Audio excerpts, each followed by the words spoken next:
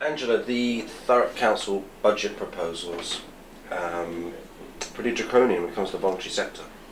And very alarming. I think a lot of groups that are doing tremendous work around the whole of Thurrock will be very worried about this and quite rightly very upset about it. We all understand that there's been difficult financial times, people have to work within a budget, but the way the council's handled this and dealt with this seems to me to be completely wrong. Anybody might say that anybody from Westminster and in the Labour Party has a bit of a neck criticising cuts across the board in the recession. Well, the Labour Party's been very clear, you don't cut during a recession, you invest during a recession. I think there is a payback time later on, but if you cut now, you cause more people hardship, which makes the recession more difficult to come out of. If Thurrock Council cut now and they cut jobs, what do those people do during a recession?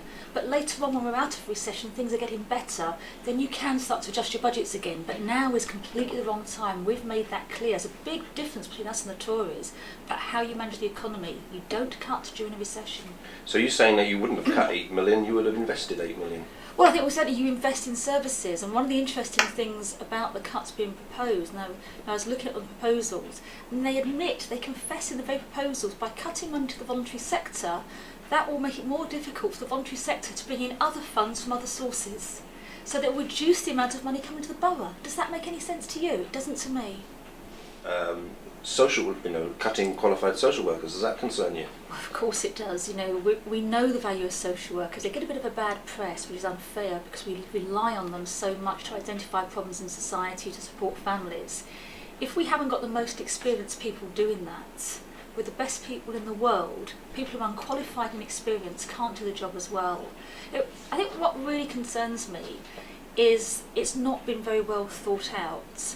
I would have thought if the council had recognised we've got problems in our budget, and I do think they've made some very bad decisions in the past which has led to these problems today, they would have got the best brains in the council working on this. How do we mitigate the effects on the population in Thurrock? We've made mistakes, we admit we've made mistakes. They could say, well, let's work with everyone to try and get the best outcomes.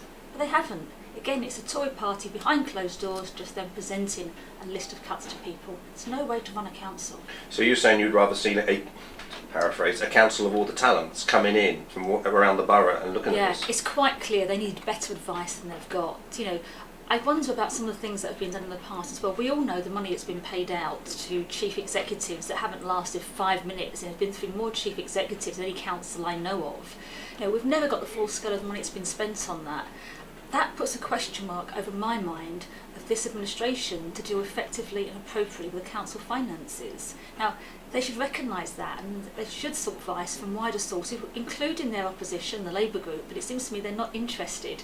They've just tried to do, I don't know if it's some kind of political fix, I don't know, but people will be hurt by this budget. But surely on December the 8th, when this comes to full council, it'll be 23 Labour, 23 Tories. Does this really come down to appeasing or incentivising, as they say, 2 East Tilbury independents and a BNP councillor? Well, if independents and the BNP want to support this budget, they haven't got the best interests of people in Thurrock at heart. I look at this, I've just had a quick look through today, I've been looking at some of the things that are happening, and they are difficult times. What you always try and do when you have to make savings or cuts, you look at the ones that cause the least pain. This, to me, affects the people that should most rely on support and help from the council. I'm really upset about it. But do you not think that, in one particular officer's words, he said, well, when it comes to charging children to get the bus to school, so a lot of boroughs already do. When it comes to libraries, he said we've got more libraries in Thurrock than a lot of other boroughs. So is it in many ways cuts to be in line with other places? Well, I'm not clear on that, because there actually could be a lot more expenditure to bring them up to the standard of some other places as well. Anyone can choose different councils as a base mark, and different councils have different services in response to their population. I'm not sure there's another council we can say that's exactly the same as Thurrock, we'll do what they're doing. The only interest of Thurrock councillors should be what is the interest of people of Thurrock, and I don't think this addresses this. So at the end of the day, I understand the political realities, I understand the financial realities. During the recession, as we're coming through the recession, everyone's had to make adjustments to their spending, but you do so in the way that causes the least pain and the least disruption. I don't think this is what this budget does.